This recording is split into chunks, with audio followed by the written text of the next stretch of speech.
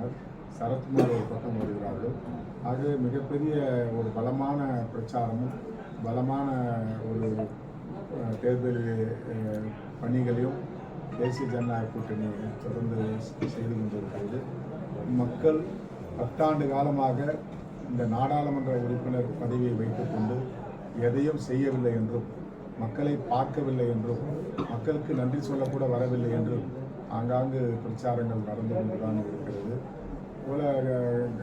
பல கிராமங்களிலே பல்வேறு பிரச்சனைகளை ஆளும் கட்சியினர் சந்தித்துக் கொண்டிருக்கிறார்கள்.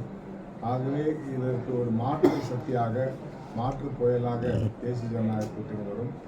பாரத பிரதமர் தமிழ்நாட்டிலே இருந்து எவ்வளவு எம்பிக்கள் போகிறார்கள் என்பது இந்த தமிழ்நாட்டிற்கு வேண்டும். திமுகவிலே முதல்வர் வேட்பாளரை இன்று வரை சொல்லவில்லை. ஆனால் அவர்களுக்கு